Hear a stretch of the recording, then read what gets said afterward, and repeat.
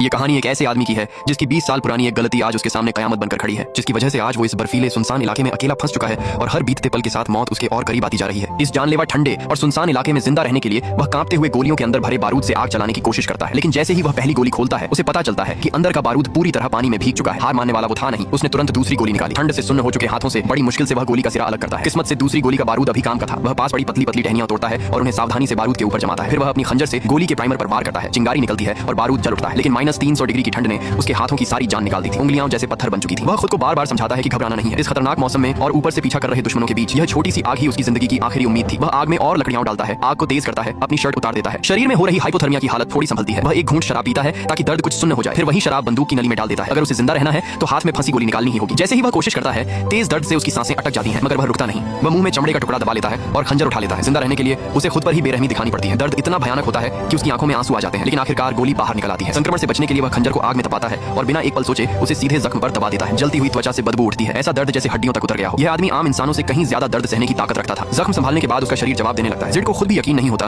कि कैसे वह आज सिर्फ इस बर्फीले पहाड़ में अपनी मशीन चार्ज करने आया था और अचानक उस पर कुछ इनामी शिकारी हमला कर देंगे। उसकी बाईं बांह में गोली लग चुकी थी। जान बचाने के लिए उसे अपना घोड़ा और बंदूक वहीं छोड़नी पड़ी और वह भाग खड़ा हुआ। इसी दौरान वह फिसलता हुआ पहाड़ से नीचे लुढ़कता चला गया, लेकिन पीछे लगे लोग उसे छोड़ने के मूड में नहीं थे। उनकी बातचीत से उसे पता चलता है कि इस गिरोह का सरगना कर्व नाम का आदमी है। उसी ने पैसे देकर 4 इनामी शिकारी जिड को मारने के लिए बुलाए थे, मगर कर्व उसे जल्दी मारना नहीं चाहता था। वह जानबूझकर जिड को तड़पाना चाहता था। वह बाकी लोगों के साथ जिड के खून और पैरों के निशान देखते हुए उसका पीछा करता रहता है। जिड किसी तरह पीछा झटकने के लिए एक नदी पार करने की सोचता है। वह बीच में गिरे एक मोटे पेड़ के तने को पुल की तरह इस्तेमाल करना चाहता है, लेकिन एक हाथ पहले से घायल था और ऊपर से तना पूरी तरह फिसलन भरा। संतुलन बिगड़ते ही वह सीधे तेज बहती नदी में गिर पड़ता है। चाहे उसे तैरना कितना भी आता हो, इस हालात में नदी में गिरना लगभग मौत को बुलावा देना था। वह काफी देर तक उफनते पानी में जूझता रहा, तब कहीं जाकर किनारे निकल पाया। इस वक्त उसकी हालत पूरी तरह टूट चुकी थी। शरीर में बिल्कुल ताकत नहीं बची थी, फिर भी वह एक पल भी रुकने की हिम्मत नहीं करता। किनारे आते ही वह तुरंत आग जलाता है और अपने जख्म का इलाज करता है। जब उसकी आंख खुलती है तो देखता है कि आग बुझ चुकी है। शरीर थोड़ा संभल चुका था। तभी उसे झटका लगता है कि वह अब भी शिकार बना हुआ है। वह जल्दी जल्दी अपने कपड़े उठाता है और वहां से निकल पड़ता है। जैसा उसने सोचा था, कर्व और उसके लोग फिर से उसके पैरों के निशानों तक पहुंच चुके थे, लेकिन इस बार जिड वापस उसी जगह लौट आता है। उसे समझ आ गया था कि पैदल भागकर वह घोड़े पर सवार लोगों से नहीं बच सकता, इसलिए वह चालाकी करता है। वह एक दिशा में कुछ दूर तक पैदल चलता है, फिर दूसरी दिशा में दौड़ लगाता है। आग के पास जमीन पर उसके पैरों के 2 अलग-अलग रास्तों के निशान बन जाते हैं। इसके बाद वह तीसरे रास्ते से निकल जाता है और इस बार पत्तों से अपने निशान ढक देता है। फिर भी उसे चैन नहीं पड़ता। पास खड़े एक बड़े पेड़ को देखकर उसके दिमाग में एक और प्लान आ जाता है। कुछ ही देर में इनामी शिकारी वहां पहुंच जाते हैं। उन्हें जमीन पर 2 अलग-अलग पैरों के निशान दिखते हैं। कर्व तुरंत समझ जाता है कि यह जिड की चाल है। वह अपने लोगों को 3 टीमों में बांट देता है, हर आदमी एक रास्ते पर।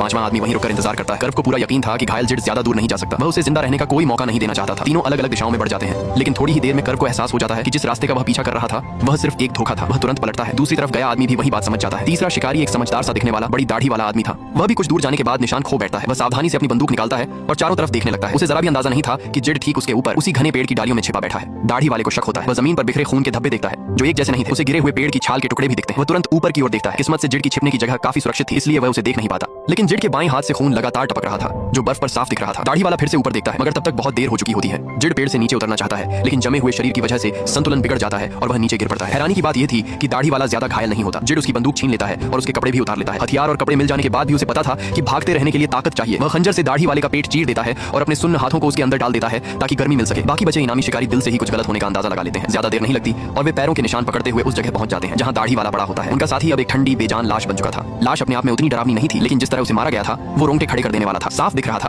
कि जिसे वे लोग शिकार समझ रहे थे उसी ने पलटकर उसे मारा था और उसके बाद अपने आप को गर्म रखने के लिए उसका पेट चीर दिया गया था। यह देखकर उनमें से एक जवान लड़का डर से कांपने लगता है, मगर पैसों के लालच में वे अब भी पीछे हटने को तैयार नहीं होते। इस बार सभी लोग घोड़ों पर सवार हो जाते हैं। आगे का पीछा और भी सावधानी से किया जाने वाला था। जिड को नहीं पता कि वह कितनी देर से भाग रहा है, लेकिन किसी तरह वह उस बर्फीले पहाड़ से बाहर निकल आता है। पहाड़ के नीचे उसे इंसानों के रहने के निशान दिखते हैं। वहाँ एक घर था और पास ही एक बूढ़ा घोड़ा भी बंधा हुआ था। ये देखकर जिड की आंखों में उम्मीद जगती है। वह जल्दी से बाहर रखी काठी उठाकर घोड़ा चुराने ही वाला होता है कि तभी उसे बंदूक में गोली चढ़ने की आवाज सुनाई देती है। पीछे मुड़कर देखता है तो घर की लड़की उस पर बंदूक ताने खड़ी थी। वह जिड से पूछती है कि वह घोड़ा क्यों चुरा रहा है। जिड समझ जाता है कि आज शायद यहाँ से जिंदा निकलना मुमकिन नहीं है। उसका सारा हौसला टूट जाता है और वह घुटनों के बल जमीन पर बैठ जाता है, लेकिन लड़की उसकी हालत देख लेती है। उसके शरीर पर लगी गोली का जख्म उसे साफ दिख जाता है। उसकी आंखों में दया आ जाती है। वह तुरंत बंदूक नीचे रखती है और घर के अंदर से अपने छोटे भाई को बुलाती है। दोनों बच्चे किसी तरह जिड को सहारा देकर गर्म घर के अंदर ले आते हैं और उसके जख्मों पर फिर से पट्टी बांधते हैं। लेकिन जब जिड बेहोश होता है तो लड़का चुपके से उसके बैग से सामान चुराने की कोशिश करता है। कुछ देर बाद दोनों बच्चों का पिता शिकार से वापस लौटता है। जैसे ही उसकी नजर जिड के गोली लगे जख्म पर पड़ती है वह उसे एक खतरनाक आदमी मान लेता है। लड़की बताती है कि यह आदमी घोड़ा चुराने आया था। उस जमाने में यानी 1868 में घोड़ा सबसे जरूरी साधन होता था। यहाँ से नजदीकी कस्बे तक पैदल पहुंचने में कम से कम 6 दिन लगते थे, इसलिए घोड़ा इस परिवार के लिए बेहद कीमती था। जिड जल्दी से सफाई देता है कि वह चोरी नहीं करना चाहता, बल्कि 2 गुने पैसे देकर घोड़ा खरीदना चाहता है। ये कहते हुए वह अपने बैग से 2 सोने की डलियां निकालता है। सोना देखकर घर का मालिक मान जाता है। पूरी तरह ठीक न होने के बावजूद जिड उस रात वहीं रुकता है। जिड जानता था कि ज्यादा देर रुकना इस परिवार के लिए खतरा बन सकता है, इसलिए अगली सुबह अंधेरा रहते ही वह चुपचाप घर से निकल जाता है ताकि किसी की नींद न टूटे।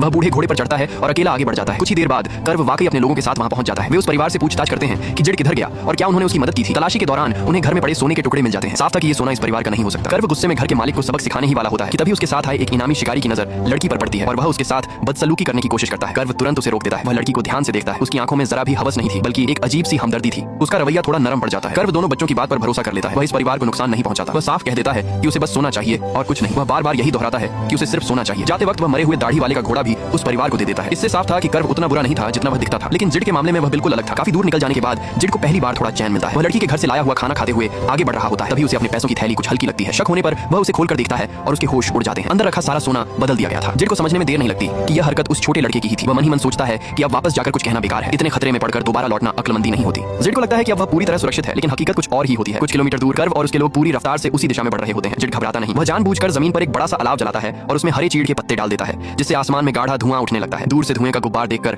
कर्व और उसके लोग समझ जाते हैं कि जिड यहीं कहीं है और वे और तेजी से वहां पहुंचने लगते हैं। जिड उस दाढ़ी वाले से छीनी गई बंदूक लेकर पहाड़ी ढलान पर छिप जाता है और सही मौके का इंतजार करने लगता है। जब कर्व और उसके लोग आग वाली जगह पहुंचते हैं तो उन्हें जिड कहीं दिखाई नहीं देता। दाढ़ी वाले की मौत से सबक ले चुके ये लोग अब बेहद सतर्क थे। वे अलग अलग नहीं बनते, बल्कि एक दूसरे के पास रहते हैं। आसपास की हर जगह, यहाँ तक कि सिर के ऊपर भी लगातार नजर रखते हैं। जिड चाहता था कि वह एक एक करके उन्हें गिराए, लेकिन उन्हें इस तरह सावधान देखकर उसे कोई मौका नहीं मिलता। धीरे धीरे शाम ढल जाती है और अंधेरा फैलने लगता है। दोनों पक्ष एक दूसरे को ताकते हुए वहीं फंसे रहते हैं। जिड हमला करने की हिम्मत नहीं कर पाता, क्योंकि उसे पता था कि अगर उसने एक को भी मार दिया तो बाकी तीन उसे आसानी से खत्म कर देंगे। दूरी और अंधेरे की वजह से देखने में दिक्कत होने लगती है। तभी जिड को कुछ अजीब लगता है। उसे दिखता है कि 4 इनामी शिकारियों में से एक गायब है। खतरे को भांपते हुए वह वहां से निकलने की सोचता है, लेकिन उससे पहले ही कर्व उसके पीछे आ खड़ा होता है। कर्व उसे बंदूक फेंकने को कहता है। कर्व की एक बात सुनते ही जिड को अचानक सब याद आ जाता है, अपनी असली पहचान और वो वजह जिसके लिए कर्व उसे मारना चाहता था। अब जिड को समझ में आ जाता है कि यह पीछा क्यों किया जा रहा है। कर्व सीटी बजाकर अपने साथियों को बुलाने ही वाला होता है। तभी जिड मौका देखकर भाग खड़ा होता है। गुस्से में कर्व बंदूक उठाकर गोली चला देता है। ये गोली जानबूझकर चूकी थी या गलती से, ये साफ नहीं था। गोली जिड को नहीं लगती और कर्व भी उसका पीछा नहीं करता। अगले दिन जिड एक शिकारी द्वारा लगाए गए जाल के पास पहुंचता है। वहां एक बड़ा काला भालू फंसकर मर चुका था। जिड जाल से रस्सी काटता है और उस भारी भरकम जाल को अपने साथ ले लेता है, ताकि आगे चलकर वह इसे किसी नए जाल की तरह इस्तेमाल कर सके।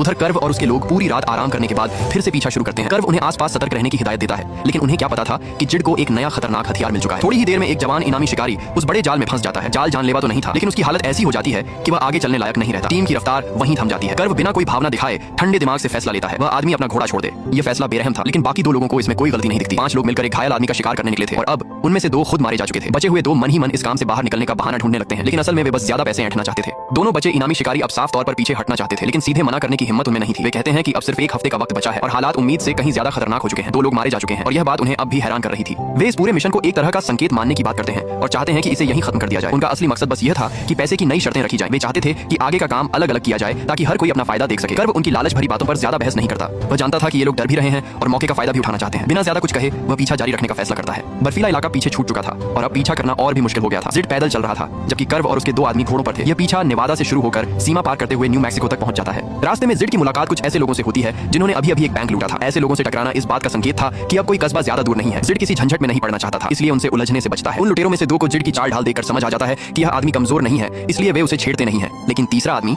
जो बेवजह हंसी मजाक कर रहा था, जिड को हल्के में ले लेता है। वह कहता है कि जिड उसके रास्ते का राज खोल सकता है, इसलिए उसे मार देना चाहिए। असल में वह बस किसी को मारकर अपनी बेरहमी साबित करना चाहता था। कुछ लोग बिना वजह ही अपनी मौत बुला लेते हैं। उस आदमी के साथ भी यही होता है। वह न सिर्फ अपनी जान गंवाता है, बल्कि अपना सामान और घोड़ा भी छोड़ जाता है। जिड वहां से निकल चुका होता है और कुछ ही देर बाद कर्व और उसके साथी उस जगह पहुंचते हैं। जमीन पर पड़ी लाश देखकर उनमें से एक आदमी जेब से इनामी पोस्टर निकालता है। उसे पता चलता है कि मरा हुआ आदमी खुद एक वांछित अपराधी था। उसे जिंदा या मरा पकड़ने पर $250 मिलते थे, जो कर्व की पेशकश से कहीं ज्यादा था। अब वह आदमी तुरंत फैसला कर लेता है कि वह यहीं से अलग हो जाएगा। बिना किसी जोखिम के वह लाश को लेकर इनाम वसूलना चाहता था। दूसरा आदमी उसे रोकने की कोशिश करता है, लेकिन वह साफ कह देता है कि यह मौका छोड़ना बेवकूफी होगी। कर्व भी जबरदस्ती नहीं करता। हर इंसान को अपनी राह चुनने का हक होता है, लेकिन कर्व यह जरूर तय करता है कि पैसे का बंटवारा उसी के हिसाब से होगा। उसकी यह बात दूसरे आदमी को अंदर ही अंदर जला देती है, लेकिन वह कुछ कर नहीं पाता। जिड अब लुटेरे के घोड़े पर सवार होकर दिन रात भागता रहता है। काफी समय बाद वह एक निर्माण स्थल पर पहुंचता है, जहां रेलवे लाइन बिछाई जा रही थी। वह घोड़े को छिपाकर मजदूरों के बीच घुस जाता है ताकि कुछ खाने पीने का इंतजाम कर सके, लेकिन साइट का मुखिया घोड़े को देख लेता है। घोड़े की पीठ पर लगे निशान से वह पहचान लेता है कि यह घोड़ा कहां का है। वह जिड को चोर समझ लेता है। उस दौर में घोड़ा चोरी करना बहुत बड़ा जुर्म था और ऐसा आदमी पकड़ने पर $200 का इनाम मिलता था। जिड को वहीं पकड़ लिया जाता है। कुछ ही देर बाद कर्व और उसका आखिरी साथी भी उसी निर्माण स्थल पर पहुंचते हैं। वे मुखिया से पूछते हैं कि क्या उसने किसी अजनबी को घोड़े पर आते जाते देखा है। मुखिया जानबूझकर रूखा व्यवहार करता है और कहता है कि उसने किसी को नहीं देखा। एक टेंट के अंदर जिड को बांधकर निगरानी में रखा जाता है। पहरा देने वाला आदमी जिड का सामान टटोलने लगता है। जिड उसे ऐसे चढ़ाता है जैसे कोई कुत्ते से खेल रहा हो। खुद को अपमानित महसूस कर वह पहरेदार जिड को सबक सिखाने जाता है, लेकिन 2 ही चाल में जिड उसे बेहोश कर देता है। इसी दौरान कर्व जिड के निशान ढूंढ रहा होता है। वह मुखिया की बात पर भरोसा नहीं करता। उधर जिड टेंट से निकलकर वही घोड़ा फिर से चुरा लेता है और तेजी से भाग जाता है। कर्व काफी देर तक खोजता रहता है,